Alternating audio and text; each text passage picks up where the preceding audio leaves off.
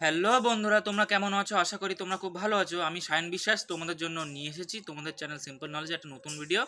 যেহেতু তোমরা ডিমান্ড করছিলে আরআরবি গ্রুপ ডি 2025-এর যে আনসার কি দিয়েছে সেটা অ্যানালাইসিস করে গুয়াহাটি জোনের জন্য কীরকম কাট অফ যেতে পারে তাই নিয়ে আলোচনা করতে চলেছি। তো অনেক রিকোয়েস্ট করার জন্য আমি গুয়াহাটি জোনটাকে আগে বানাচ্ছি। যারা চ্যানেলে নতুন আছো চ্যানেলটিকে সাবস্ক্রাইব করে রেখো, পাশে থাকা বেল আইকনটিকে প্রেস করে রেখো। অবশ্যই ভিডিওটি ভালো লাগলে লাইক করে দিও। আমি এখানে কিছু যুক্তি দিয়ে কথা বলবো, তো অবশ্যই ভালো করে শুনবে। কাট অফ তো আমি বলবোই, তার সাথে কেন বলছি সেটাও বলবো।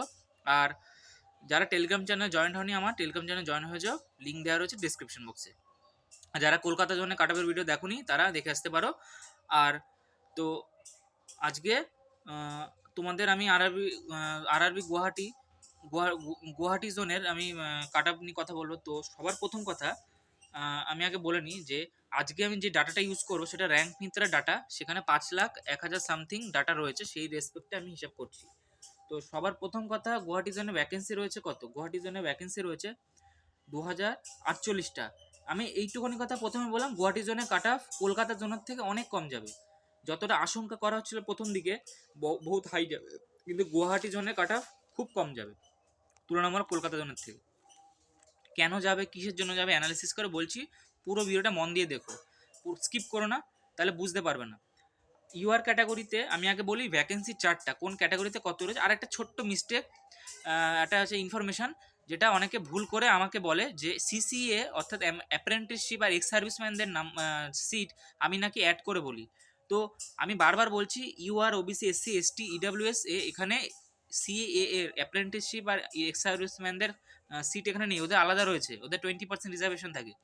ওদের আমি অ্যানালাইসিস করতে পারিনি এই কারণে, কারণ র্যাঙ্ক মিন দ্য ডাটাতে এক্স সার্ভিসম্যান আর সিসিএদের কোনো ডেটা দেওয়া নেই এই কারণে। তো আমি বারবার বলছি এখানে কিন্তু অ্যাপ্রেন্টিসশিপ আর এক্স সার্ভিসম্যানদের সিট নেই। অনেকে ভুল করে কলকাতা জন্য ভিডিওতে কমেন্ট করে বলছিল, তো অনেকে জানে না তাই বলে দিলাম। তো ইউআর ক্যাটাগরিতে সিট আছে 828 জন, নাম্বারগুলো বলে দিই। ওবিসিতে সিট আছে 552, এসসিতে আছে 309, এসটিতে আছে 153, ইডাব্লিউসি আছে 206। তো এই হচ্ছে সিট। এবার 3 গুণ ডাকবে। তো আমি 3 গুণ ডাকার রেসপেক্টে অনেকে ভাবছি সিসি এর ভ্যাকেন্সি রয়েছে, এর মধ্যে সিসি এর ভ্যাকেন্সি নেই, এক্স সার্ভিসম্যানের ভ্যাকেন্সি নেই।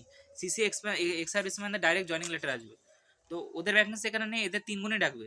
তাহলে ইউআর ক্যাটাগরি 3 গুণ হয় 2484 বা 2484। ওবিসি 3 গুণ করলে হবে 1656। এসসিদের 3 গুণ করলে হবে 927।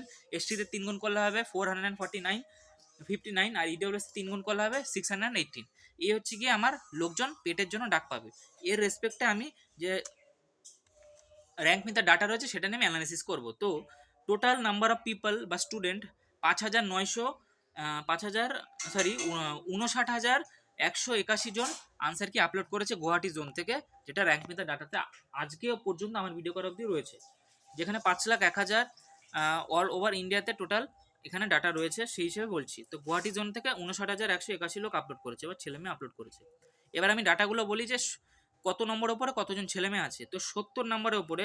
আরেকটা কথা বলে দিই, অনেকে যারা নতুন আছে ভাবে মেয়েদের আলাদা কাট আপ যায়, ছেলে মেয়েদের সেম কাট আপ যাবে, ওটা নিয়ে আলাদা যাবে না, ক্যাটাগরি ওয়াইজ আলাদা যাবে। অ্যাভাব 70 অর্থাৎ 70-এর উপরে ইউআর ক্যাটাগরিতে 658 জন। আমি ইউআর ক্যাটাগরি নিয়ে আগে অ্যানালিসিস করি। 75-এর উপরে 275 জন, 80-র উপরে 61 জন, 85-র উপরে 8 জন।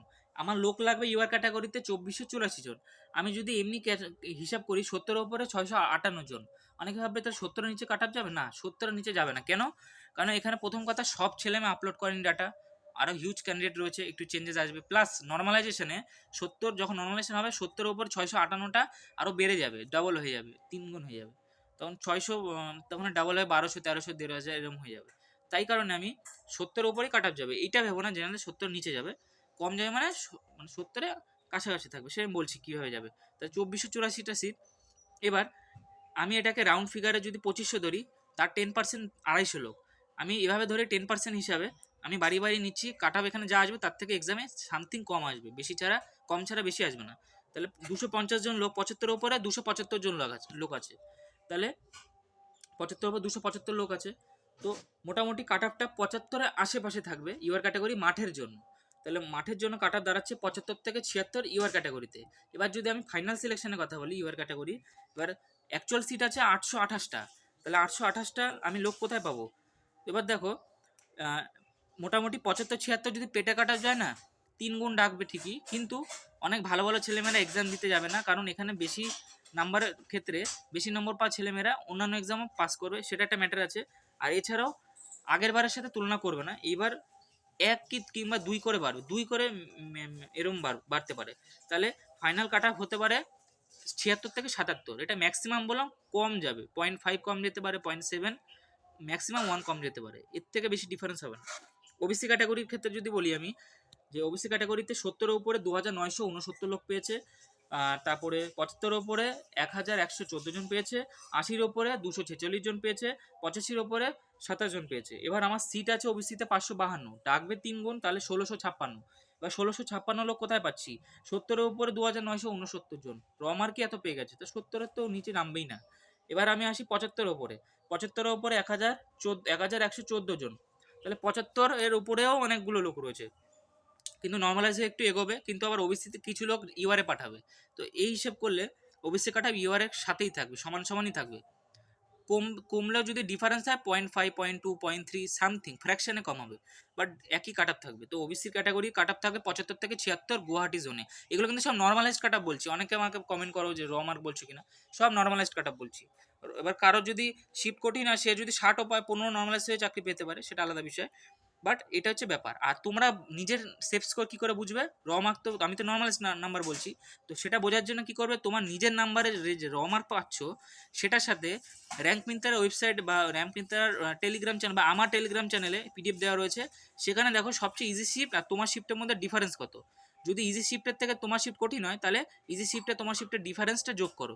সাপোজ আমি যদি ধরি আমি 80 পেয়েছি পরীক্ষায়, আর ইজি শিফটের থেকে আমার শিফটের ডিফারেন্স ধরো 5, তাহলে আমার শিফটে 5 নর্মালাইজেশন আরও হবে, তাহলে 80 + 5, আমি সিম্পলভাবে বলছি, অ্যাকচুয়াল নর্মালাইজেশন একটু অন্যরকম হয়, বাট এর আশেপাশেই হবে।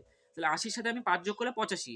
এবার 85 আমি দেখবো এখানে কোথায় আছে, তো ইউআর ক্যাটাগরিতে 85 ওপর 8 জন লোক আছে, তাহলে আমি টপার, আমার গুয়াহাটির জন্য আমি টপার হয়ে গেলাম। আমি একটা এক্সাম্পল দিয়ে বলছি। তাহলে এইভাবে তোমরা নিজেদের নাম্বার র মার্কের সাথে ইজি শিফটের সাথে যে ডিফারেন্স সেটা যোগ করে তোমরা এই র মার্কের সাথে তুলনা করতে পারো, তাহলে তোমরা বুঝতে পারবে যে তোমাদের নাম্বার কিরম দাঁড়াচ্ছে। তাহলে ওবিসিতে 75 থেকে 76 হচ্ছে পেটের কাটা, ফাইনাল কাটা 76 থেকে 77। এসসিতে আসি, এসসিতে সিট আছে 309, তাহলে 3 গুণ ডাকবে 927, কিন্তু 70-এর ওপর এসসি ক্যাটাগরিতে 481 লোক বা ছেলে মেয়ে নাম্বার পেয়েছে, ঠিক আছে। এবার 481-র ওপর নাম্বার পেয়েছে, আমার লোক লাগবে 927। তো এখান থেকে একটা জিনিস বোঝা যাচ্ছে, আবার 75-এর ওপরে 136 জন, তো 75-এর ওপরে আবার 75-এর আশেপাশে একটু কম ছেলে মেয়ে পাচ্ছি আমি, তাহলে 70-এর কাছাকাছি বেশি ছেলে মেয়ে পাচ্ছি, তাহলে 70 আর 75-এর মিডিলে থাকবে, বাট রেঞ্জটা আমি 72 থেকে 73 রেখেছি, কারণ মিডিলে থাকছে। 75 হলে বেশি হয়ে যাবে কাট অফ, আবার 70 হলে প্রায় কানায় কানায় চলে আসবে, তো 70-এর থেকে একটু বেশি হবে, 75-এর থেকে একটু কম হবে, তাহলে মিডিলে থাকবে। তো 72 থেকে 73 এসসির কাট অফ থাকবে।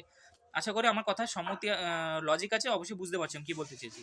আর নিজের কাট অফ চেক করার নিয়ম বলেই দিয়েছি আমি, র মার্কের সাথে ইজি শিফটের ডিফারেন্স যোগ করো, তারপরে র মার্ক দেখো, তারপর হচ্ছে গিয়ে এর ফাইনাল কাট অফ কত হবে, তো এর ফাইনাল কাট অফ 73 থেকে 74 হবে, 1 বা 2 এরকম বেশি হবে।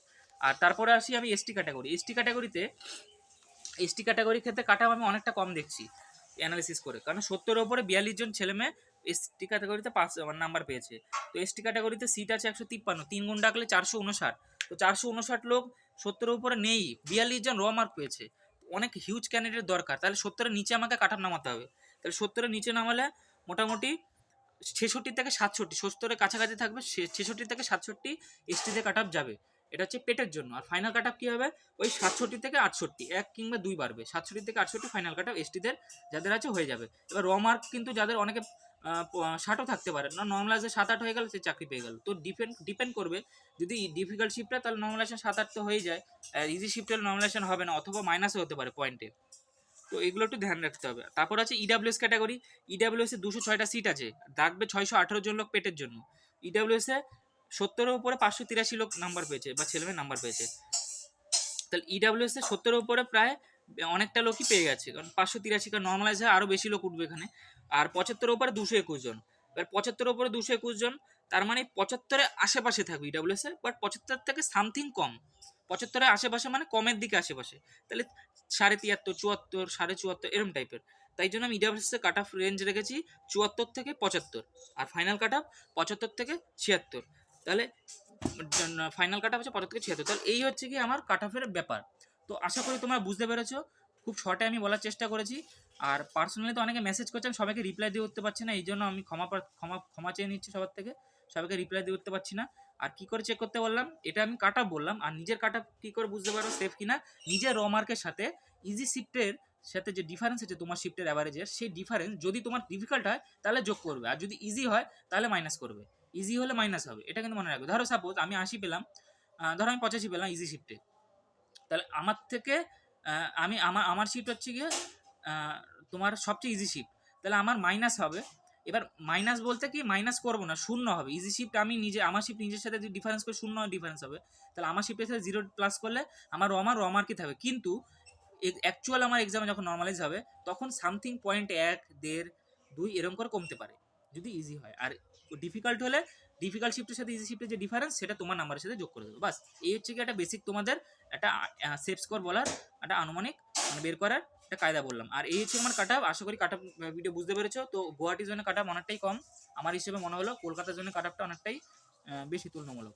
তো গুয়াহাটির জন্য প্রথমে যেমন ভাবা হচ্ছিল অনেকটা হাই যাবে, তো সেই হিসেবে লোই যাচ্ছে।